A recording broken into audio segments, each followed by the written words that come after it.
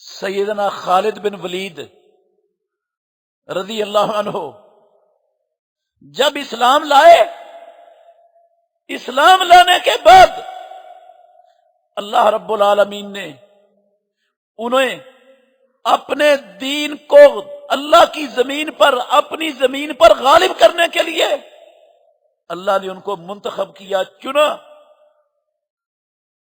تو پھر ساری دنیا کے بڑے بڑے بہادر اور جرنیل اللہ کی قسم خالد بن ولید رضی اللہ عنہ کے نام سے ڈرا کرتے تھے۔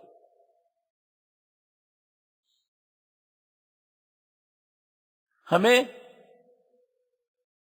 تو قرآن سے غرض نہیں، مسلمان امت کو محمد الرسول اللہ صلی اللہ علیہ وسلم کی سنت اور سیرت سے غرض نہیں۔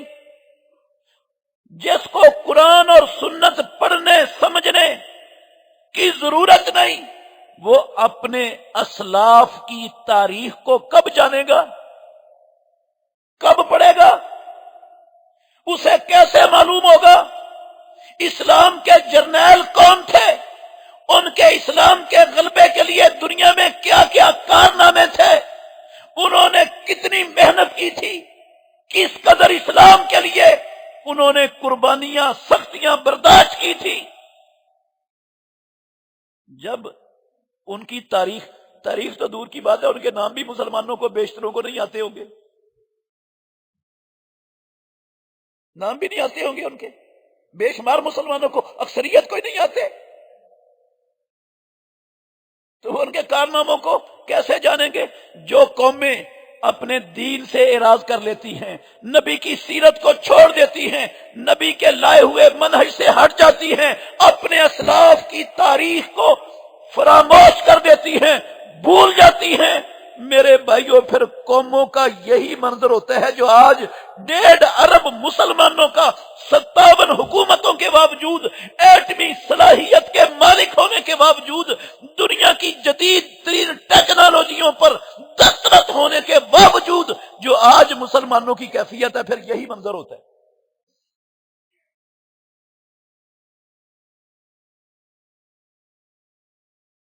یہی بتایا ہے محمد الرسول اللہ صلی اللہ علیہ وسلم نے اس فرمان میں جو میں نے آپ کے سامنے پڑھا،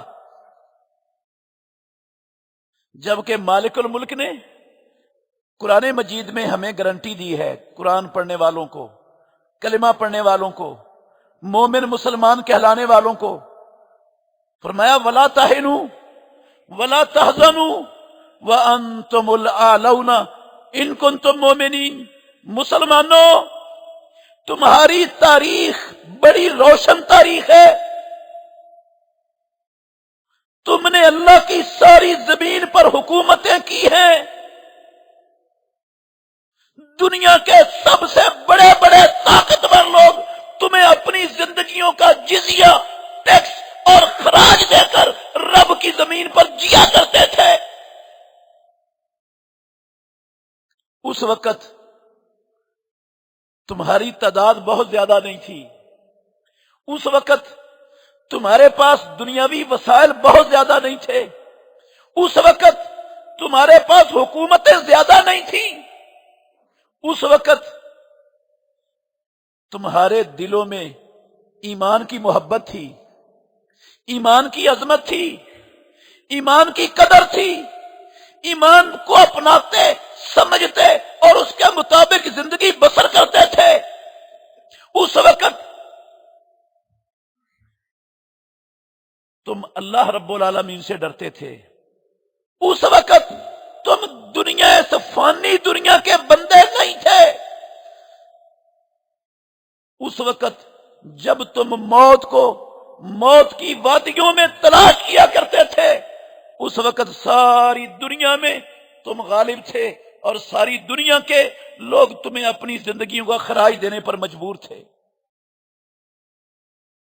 یہ صرف اس وقت کی بات نہیں، رب نے اس وقت کے لیے نہیں بنایا تھا، اس نے تو دین اس لیے بھیجا وَلَا تَهِنُوا وَلَا تَحْزَنُوا وَأَنْتُمُ الْأَعْلَوْنَ، قیامت تک کے لیے جو اللہ رب العالمین کے دین پر چلنے والے لوگ ہیں، سمجھنے والے لوگ ہیں، دین کے مفاد کو، دنیا کے ہر مفاد پر مقدم رکھنے والے لوگ ہیں۔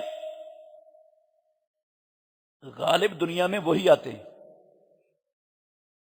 ان کو مغلوب کرنے والا کوئی دنیا میں پیدا ہوا ہی نہیں۔ اللہ اکبر۔ اسلام کو غالب کرنے والے مسلمانوں کے جرنیلوں میں سے ایک جرنیل خالد بن ولید رضی اللہ عنہ ہیں۔ میں تھوڑا سا ان کی زندگی کا تذکرہ کرنا چاہتا ہوں۔ بیرون ملک بہت سے بھائیوں نے بڑی دیر سے وہ اصرار کر رہے ہیں کہ خالد بن ولید رضی اللہ عنہ پر جمعہ پڑھائیں۔ ہم سارے جمعے آپ کے نیٹ پر سنتے ہیں، تو ہمیں خالد بن ولید رضی اللہ عنہ کی سیرت کا تھوڑا سا ٹچ دیں۔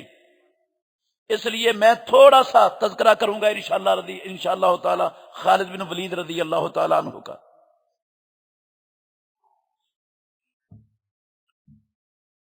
رسول مکرم صلی اللہ علیہ وآلہ وسلم کا جو سلسلہ نسب ہے نا، اس سلسلہ نسب کی 8ویں پشت پر ایک نام آتا ہے مرہ، مرہ بن کعب۔ یہ جو مرہ ہے نا، اس مرہ کے 3 بیٹے تھے۔ ایک تھا کلاب، جو رسول اللہ صلی اللہ علیہ وسلم کا اوپر والا جد بنتا ہے، کلاب۔ اور ایک تھا تیم، اس کا بیٹا مرہ کا، جو ابو بکر صدیق رضی اللہ تعالیٰ عنہ کا اوپر والا جد بنتا ہے۔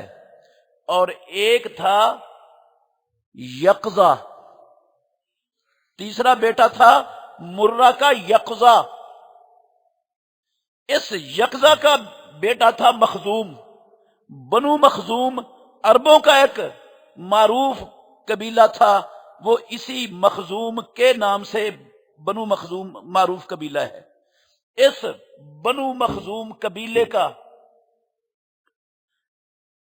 ایک شخص مغیرہ تھا، جو قریشیوں کا بہت بڑا سردار تھا۔ مغیرہ کا بیٹا ولید تھا، اور ولید کا بیٹا یہ خالد تھے رضی اللہ تعالیٰ عنہ۔ بچپن میں ہی گھڑ سواری، لڑائی، جنگ اور دشمنوں پر غلبہ ان کی فطرت کے اندر اللہ رب العالمین نے رکھا ہوا تھا۔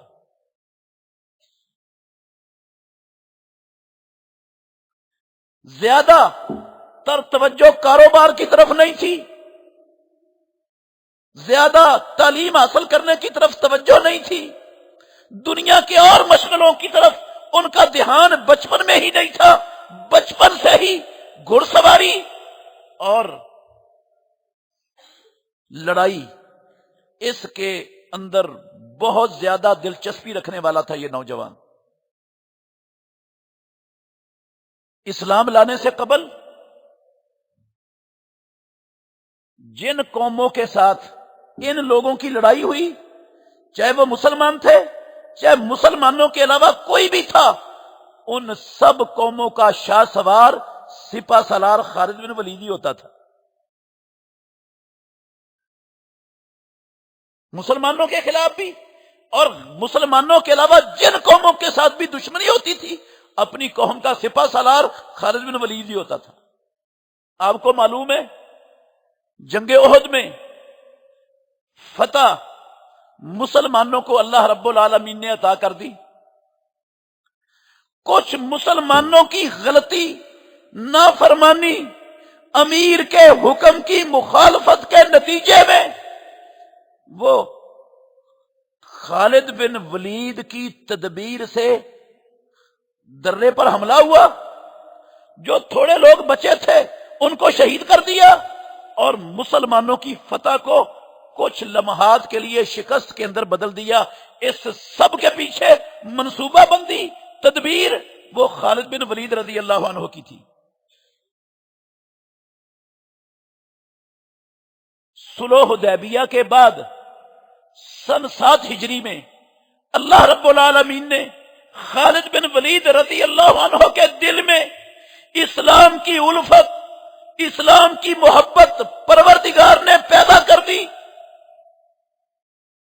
شروع میں اسلام کی دشمنی میں سب سے آگے آگے ہوتے تھے، پھر جیسے جیسے اسلام کی محبت دل میں اللہ رب العالمین نے پیدا کر دی، دشمنی کم ہوتی گئی، اسلام کے قریب ہوتے گئے، اور ایک دن آ گیا کہ محمد الرسول اللہ صلی اللہ علیہ وسلم کی خدمت میں حاضر ہو کر اشہد ان لا الہ الا اللہ و اشہد ان محمد الرسول اللہ کہہ کر اسلام کی آغوش میں آ گئے۔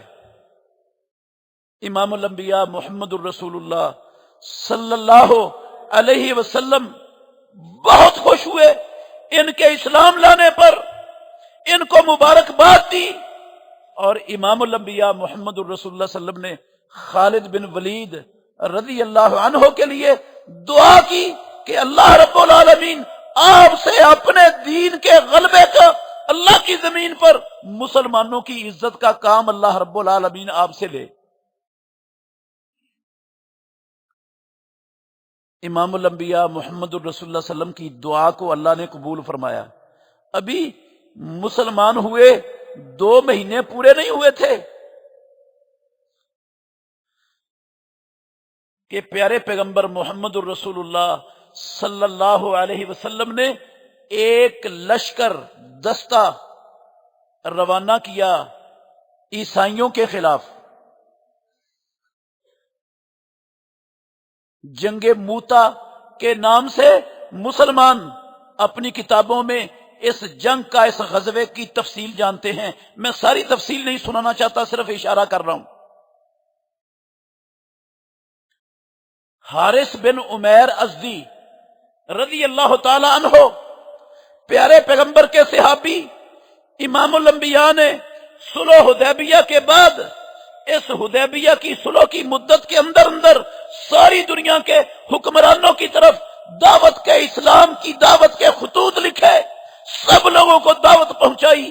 اس حارث بن عمیر ازدی رضی اللہ عنہ کے ہاتھ میں بھی ایک خط بصرہ کے بادشاہ کی طرف دے کر بھیجا۔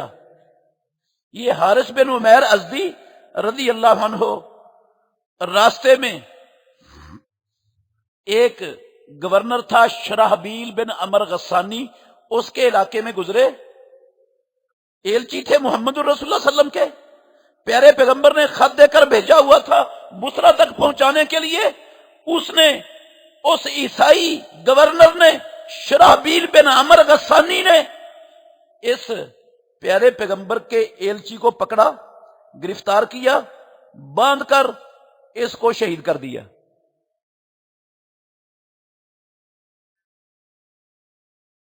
یہ اتنا بڑا جرم تھا، پوری دنیا میں صرف اسلام نہیں، کسی دنیا کے مذہب کے اندر، کسی دنیا کے قانون میں ایلچیوں کو قتل نہیں کیا جاتا۔ جو پیغام بر ہوتے ہیں، ایلچی ہوتے ہیں، ساری دنیا کے نظاموں اور قانونوں میں وہ محفوظ ہوتے ہیں۔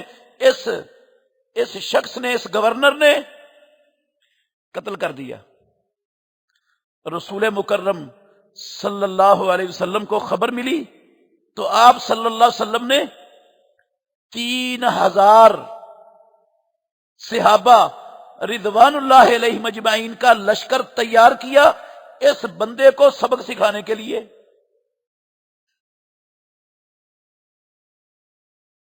اس مقتول کا بدلہ لینے کے لیے، اور ہمیشہ سے ایسی سوچ رکھنے والوں کی سوچ کو آگے بڑھنے سے بند کرنے کے لیے ضروری تھا کہ جس نے یہ جرم کیا ہے آئندہ کسی کو ایسی جرم کا سوچنے کی جرات بھی نہ ہو، ہمیشہ کے لیے یہ رستہ بند ہو جائے۔ امام الانبیاء نے 3000 جنگجوؤں کا، صحابہ کا، مجاہدین کا لشکر تیار کیا اور روانہ کر دیا۔ اللہ اکبر، جن میں ابو بکر صدیق رضی اللہ عنہ بھی تھے، عمر فاروق رضی اللہ عنہ بھی تھے، اور بھی کئی جلیل القدر بڑے بڑے عظیم صحابہ تھے رسول اللہ صلی اللہ علیہ وسلم کے۔ آپ نے اس لشکر کا امیر بنا دیا، زید بن حارثہ رضی اللہ تعالیٰ عنہ کو، سب کو ان کے مطلب خالد بن ولید رضی اللہ عنہ بھی اس لشکر میں تھے۔ زید بن حارثہ آزاد کردہ غلام،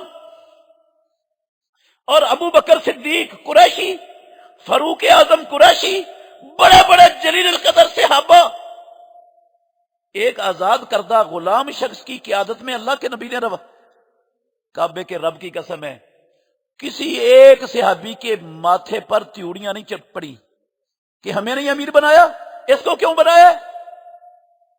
یہ غلام، آزاد کردہ غلام، نہ اس کی برادری نہ اس کا خاندان، ہمیں عمارت ملنی چاہیے تھی، نہیں، ان کو عمارتوں سے، دنیا کے مفادات سے، دنیا کی چیزوں سے، کعبے کے رب کی قسم کوئی غرض نہیں تھی۔ وہ تو اللہ رب العالمین کی زمین پر اللہ کے دین کے غلبے کے لیے اپنا سب کچھ داؤ پہ لگا کے ساری دنیا کی دشمنی مول لے کر وہ میدان میں اللہ کے نبی کے ساتھ کھڑے ہوئے تھے۔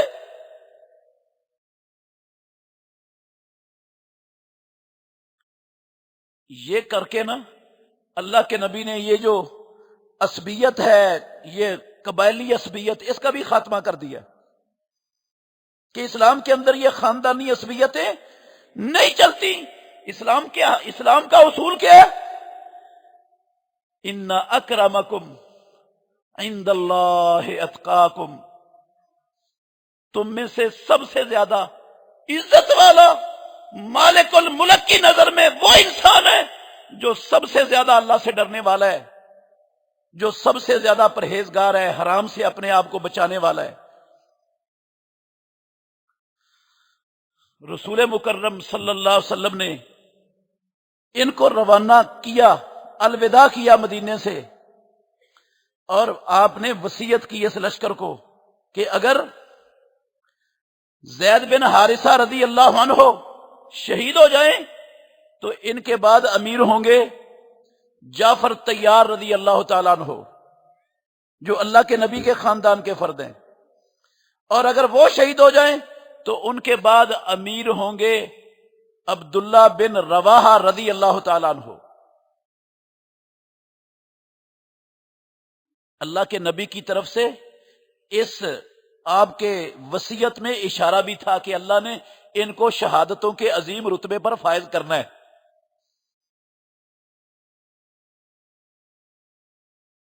وحی کے ذریعے محمد الرسول اللہ صلی اللہ علیہ وسلم کو اس بات کا علم ہو چکا تھا۔ یہ لشکر چلا گیا،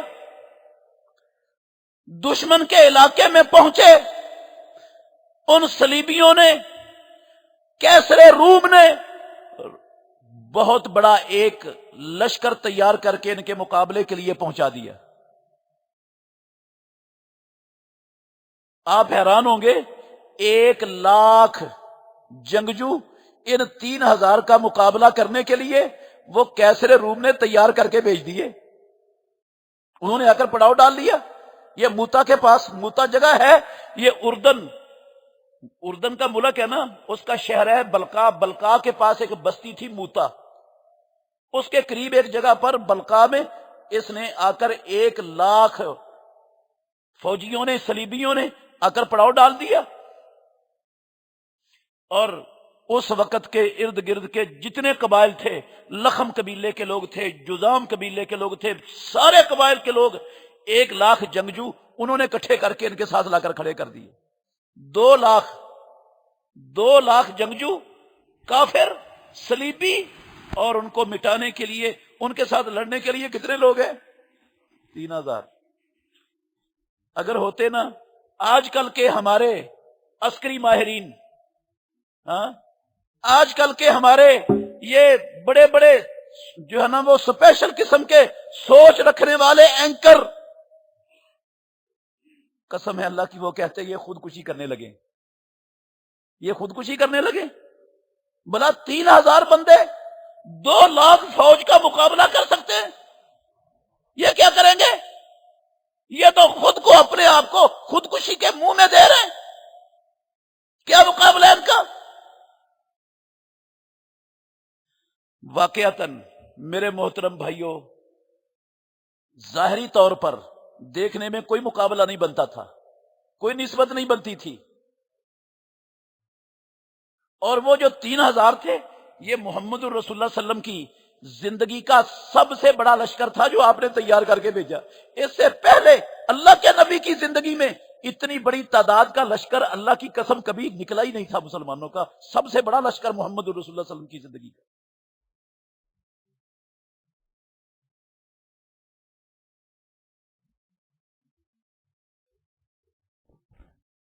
دو لاکھ دشمن اور یہ مقابلہ شروع ہو گیا.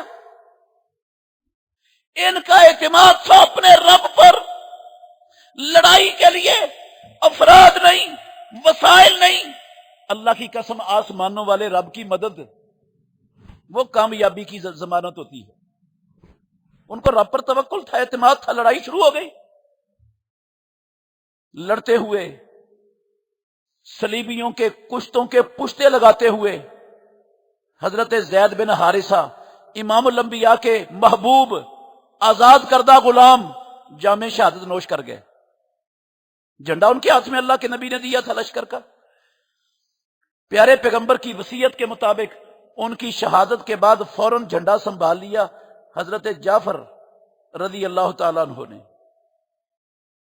لڑتے رہے، جنگ ہوتی رہی، کفار کو کاٹتے رہے، اللہ کی مدد نصرت اترتی رہی. حضرت جعفر طیار رضی اللہ عنہ کا وہ ہاتھ جس میں جھنڈا اٹھایا ہوا تھا وہ ہاتھ دشمن کی تلوار سے کٹ کر الگ ہو گیا. انہوں نے جھنڈا دوسرے ہاتھ میں پکڑ لیا. لڑائی میں دوسرا ہاتھ بھی کٹ گیا. جو باقی بازو بچے ہوئے تھے نا جھنڈے کو سینے سے لگا کے ان سے تھام لیا، جھنڈے کو گرنے نہیں دیا. اس وقت تک نہیں چھوڑا جب تک اللہ رب العالمین نے ان کو شہادت کی عظیم موت عطا نہیں فرما دی. وہ شہید ہوئے تو حضرت عبداللہ بن رواحہ رضی اللہ تعالیٰ عنہ نے وہ جھنڈا تھام لیا اللہ کے نبی کی وصیت کے مطابق. وہ بھی لڑتے رہے. یہ جو جعفر طیار تھے نا رضی اللہ عنہ، ان کو ذوالجناحین کہتے ہیں، طیار بھی کہتے ہیں کہ ان کے دو ہاتھ جو کٹے تھے مالک الملک نے، امام الانبیاء نے فرمایا اللہ نے جنت میں ان کو اس کے بدلے میں 2 پر دے دیے ہیں. وہ جنت میں جہاں چاہتے ہیں ان پروں سے اڑتے پھرتے ہیں.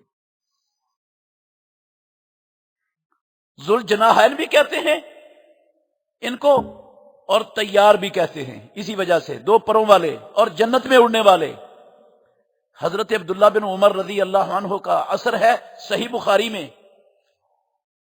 وہ کہتے ہیں کہ ہم نے جعفر طیار رضی اللہ عنہ کی شہادت کے بعد، جنگ کے خاتمے کے بعد ان کے جسم پر زخموں کے، تیروں کے، تلواروں کے، نیزوں کے نشان دیکھے تو 90 نشان تھے، زخموں کے 90 نشان. آخر دم تک سینہ تان کر ان صلیبیوں سے جنگ کی، لڑے اور جام شہادت نوش کر گئے. عبداللہ بن رواحہ رضی اللہ عنہ نے جھنڈا تھام لیا، وہ بھی لڑتے ہوئے شہید ہو گئے. اب اللہ کے نبی نے تو یہی امیر بنائے تھے. پھر صحابہ رضوان اللہ علیہم اجمعین نے عبداللہ بن رواحہ رضی اللہ عنہ کی شہادت کے بعد حضرت خالد بن ولید رضی اللہ عنہ کو امیر چن لیا.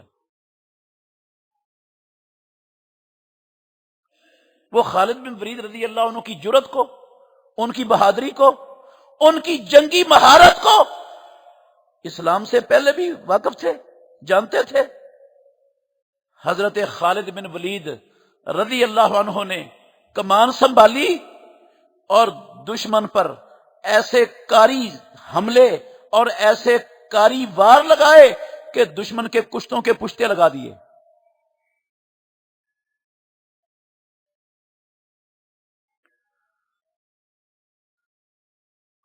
اب اتنا بڑا لشکر تھا دشمن کا، 2 لاکھ فوج، اور لڑنے والے صرف 3000 تھے. حضرت خالد بن ولید رضی اللہ عنہ وہ کافر کو بھی ذلیل کرنا چاہتے تھے اور ان سارے لوگوں کو مسلمانوں کو بچانا بھی چاہتے تھے۔ اللہ رب العالمین نے ان کو تدبیر سجائی، اللہ نے ان کی تدبیر کامیاب کر دی۔ ادھر اللہ کے نبی نے، اللہ نے وحی کے ذریعے بتا دیا، پیارے پیغمبر مسجد نبوی میں صحابہ میں بیٹھے ہوئے تھے، آپ نے فرمایا لوگوں، جھنڈا اٹھایا تھا زید بن حارثہ نے، اللہ نے ان کو شہادت کی موت دے دی، شہید ہو گئے۔ پھر پکڑ لیا جعفر نے، وہ بھی شہید ہو گئے۔ پھر پکڑ لیا عبداللہ بن رواحہ نے، وہ بھی شہید ہو گئے۔ ساری شہادتوں کی خبر اللہ کے نبی نے دی، اور پیارے پیغمبر مدینہ طیبہ میں بیٹھے ہیں، اور پیارے پیغمبر کے چہرے پر اپنے جلیل القدر اسلام کے یہ بڑے بڑے کمانڈر، ان کی شہادتوں پر آپ افسردہ بھی ہیں۔ اور پھر پیارے پیغمبر نے خبر دی مسلمانوں کو کہ ان کی شہادت کے بعد اب جھنڈے کو اٹھا لیا ہے اللہ کی تلواروں میں سے ایک تلوار نے۔ اس وقت پیارے پیغمبر نے خالد بن ولید رضی اللہ عنہ کو سیف اللہ کا لقب عطا کیا، اور پیارے پیغمبر نے کہا اللہ نے سیف اللہ خالد بن ولید رضی اللہ عنہ کے ہاتھ پر مسلمانوں کو فتح دے دی۔ یہ فتح کی خوشخبری سنا دی پیارے پیغمبر محمد الرسول اللہ صلی اللہ علیہ وسلم نے مدینہ طیبہ میں۔ کافر ذلیل ہو گئے، اور اس کاروائی کے بعد ساری دنیا میں مسلمانوں کی ہیبت، رعب، دبدبہ آسمانوں والے رب نے اپنے دشمنوں کے دلوں میں ڈال دیا۔ پھر اس کے بعد جاؤ اٹھا کے دیکھو تاریخ، کبھی کسی کافر کو جرت نہیں ہوئی کہ کسی ایلچی کو قتل کرنے کا سوچے بھی۔ ہمیشہ کے لیے جس مشن کو پورا کرنے کے لیے امام الانبیاء محمد الرسول اللہ صلی اللہ علیہ وسلم نے یہ دستہ روانہ کیا تھا، اللہ نے اس کا ثمرہ عطا کر دیا۔ پیارے پیغمبر نے فتح کی خوشخبری بھی عطا فرما دی۔ خالد بن ولید رضی اللہ عنہ نے دشمن کو شکست بھی دی، 2 لاکھ فوجیوں کو، اور اپنے سارے مجاہدین کو، مسلمانوں کو محفوظ کر کے نکل بھی گئے۔ تو یہ خالد بن ولید رضی اللہ عنہ پوری زندگی، اس کے بعد جنگ موتا کے بعد جتنی جنگیں محمد الرسول اللہ صلی اللہ علیہ وسلم کی زندگی میں ہوئی، آپ کی زندگی کے بعد ہوئی، ابو بکر صدیق رضی اللہ عنہ کے دور میں ہوئی، یہ مرتدین کے خلاف، یہ جھوٹے نبیوں کے خلاف، اللہ کی قسم ہر جنگ کے اندر خالد بن ولید رضی اللہ عنہ مسلمانوں کے سب سے اہم سپہ سالار بن کر اللہ کے دشمنوں کو گاجروں مولیوں کی طرح کاٹ کر پھینکتے رہے، اور اسلام کے جھنڈے اللہ کی زمین پر لہراتے چلے گئے۔ مسیلمہ کذاب کے خلاف ابو بکر صدیق رضی اللہ عنہ کے دور خلافت میں، سجا وہ بھی جھوٹی دعوے دار تھی نبی ہونے کی، اس کے خلاف حضرت خالد بن ولید رضی اللہ عنہ کی کمان میں صحابہ نے جہاد کی ہے۔ مسیلمہ کلمہ پڑھتا تھا، لا الہ الا اللہ محمد الرسول اللہ۔ پیارے پیغمبر صلی اللہ علیہ وسلم کو اس نے کہا تھا آپ کی زندگی میں کہ میں آپ کو نبی ماننے کے لیے تیار ہوں، لیکن اس شرط پر کہ اپنے بعد نبوت میرے نام لکھ دیں۔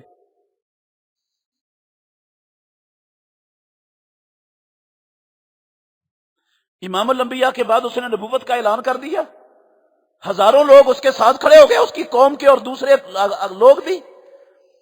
حضرت ابو بکر صدیق رضی اللہ عنہ نے حضرت خالد بن ولید رضی اللہ عنہ کی قیادت میں صحابہ کو ان کے خلاف لڑنے کا حکم دیا۔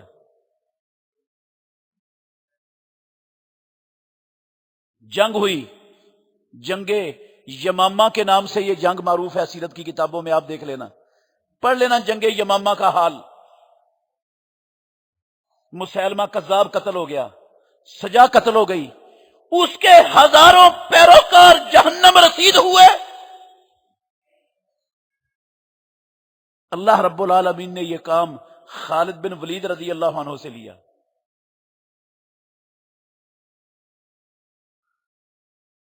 عرب کے سارے علاقے جب فتح ہو گئے نا، تو ابو بکر صدیق رضی اللہ عنہ نے حضرت خالد بن ولید کی قیادت میں لشکر تیار کر کے یہ شام کے علاقے میں جنگ کرنے کے لیے بھیج دیا. اب شام کی فتوحات.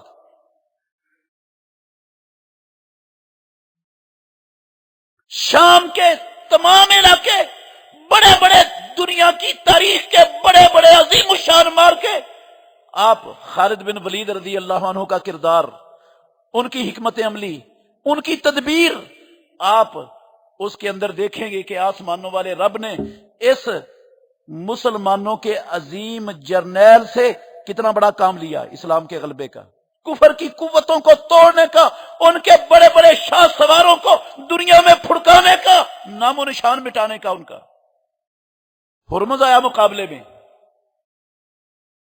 ہرمز مقابلے میں آ گیا.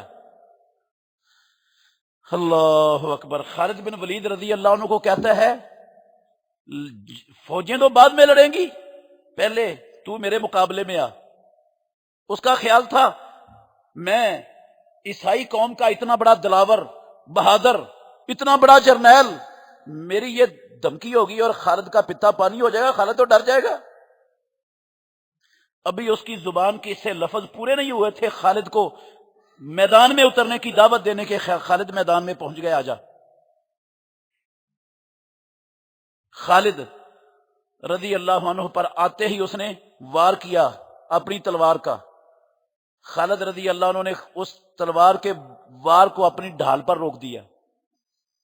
اس نے دوسرا وار کیا پھر روک دیا، تیسرا وار کیا پھر روک دیا، چوتھا وار کیا پھر روک دیا، پانچواں وار کیا اس نے، ہرمز نے پھر روک دیا. اب خالد بن ولید رضی اللہ عنہ نے اپنی تلوار اٹھائی، پہلا ہی وار کیا اور اس کا سر تن سے جدا کر کے پھینک دیا. یہ جرت، یہ بہادری اور یہ شان اللہ مالک الملک نے خالد بن ولید رضی اللہ عنہ کو عطا کی. ساری زندگی اسلام سے پہلے بھی میدانوں میں رہے، اسلام کے بعد بھی ساری زندگی لڑتے رہے، لیکن اللہ رب العالمین نے شہادت کی موت نہیں عطا فرمائی، شہادت کی موت نہیں ملی. کیا سمجھ آتا ہے اس سے؟ کیا سبق ملتا ہے مسلمانوں کو؟ جہاد کے میدان میں جانے سے موت نہیں آتی، لڑنے سے موت نہیں آتی.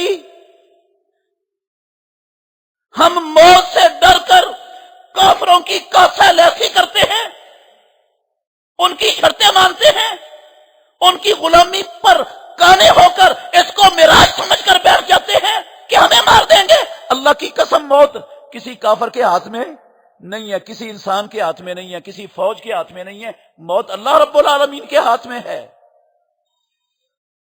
جب اس نے موت کا وقت نہیں لکھا، نہیں آئے گی، ساری دنیا مل جائے مٹانے کے لیے، کسی کو مٹا نہیں سکتی. مسلمان کا تو عقیدہ ہے. پھر اللہ کے دین کی بجائے ان دنیا کے فرعونوں، ان شیطانوں، ان بڑے بڑے انسانیت کے دشمنوں، ان درندوں کی کاسا لیسی کا کیا مطلب؟ کون سی چیز ہے جو ہمارے پاس نہیں؟ ہم لولے لنگڑے نہیں، ہم اپاہج نہیں. ہمارے پاس دنیا کی سب سے بڑی پاور اسلام موجود ہے، عقیدہ توحید موجود ہے. ہمارے اسلاف کی سیرت ہمارے سامنے ہے، ہم کیوں ڈریں؟ لیکن کون سمجھائے 57 مسلمان حکومتوں کو، ان کے ذمہ داروں کو، ان کے حکمرانوں کو کہ موت ان کے ہاتھ میں نہیں، موت تو رب کے ہاتھ میں. خالد بن ولید رضی اللہ عنہ کوئی جسم کا حصہ ایسا نہیں تھا جس حصے پر تیر کے، تلوار کے، نیزے کے، اسلحے کے زخموں کے نشانات موجود نہ ہوں. پورا جسم نشانات سے بھرا ہوا ہے، زخموں کے نشانات سے. لیکن موت شہادت کی نہیں ملی. بستر پر فوت ہو رہے ہیں اور وہ حسرت کر رہے ہیں کہ اللہ مجھے شہادت کی موت دے دیتا. لیکن شہادت کی موت دینا بھی وہ رب العالمین کا اعزاز ہے، رب کا انعام ہے. وہ ہر ایک کو نہیں ملتی، وہ جس کو رب دینا چاہے اس کو ملتی ہے. وَيَتَّخِذَ مِنْكُمْ شُهَدَاءَ، رب بندوں کے دلوں کو دیکھتا ہے. شہادتیں عطا کرنا وہ اللہ رب العالمین جسے چاہتا ہے اسے عطا کرتا ہے، ہر ایک کو نہیں ملتی۔ تو خالد بن ولید رضی اللہ عنہ، ان کو میدان جنگ میں موت نہیں ملی، لیکن اللہ نے ان کو شہادت کے رتبے پر فائز کر دیا، کیونکہ انہوں نے اپنی زندگی میں کوئی دشمن ایسا نہیں چھوڑا جو اسلام اور مسلمانوں کے خلاف کسی کاروائی میں ملوث ہو اور ان کے خلاف انہوں نے جہاد میں شرکت نہ کی ہو۔ وہ شہادت کی موت کے متلاشی تھے، شہادت کی موت کے آرزو مند تھے، اور پیارے پیغمبر محمد الرسول اللہ کے فرمان کے مطابق جو شہادت کی موت دل سے مانگتا ہے، اپنے بستر پر بھی فوت ہو جائے تو پروردگار اس کو شہادت کے رتبے پر فائز کر دیتے ہیں۔ تو میرے بھائیوں، یہ ذلت، یہ رسوائی، یہ مغلوبیت، یہ غلامی، اللہ کی قسم یہ ہماری اپنی خرابیوں کا نتیجہ ہے، ہماری بزدلیوں کا نتیجہ ہے۔ مسلمان بزدل نہیں ہوتا، جس کا رب پر ایمان ہوتا ہے اس کا بزدلی سے کیا تعلق؟ جو رب کو زندگی موت کا نفع نقصان کا مالک سمجھتے ہیں وہ کیوں بزدل ہو؟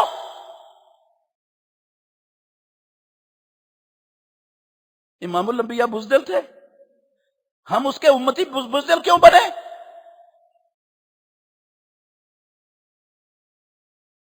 جب اللہ رب العالمین نے حکم دیا قتال کا، پیارے پیغمبر ہر مارکے میں آگے، سب سے آگے ہوتے تھے، احزاب میں سب سے آگے تھے، بدر میں اللہ کی قسم آگے تھے پیارے پیغمبر،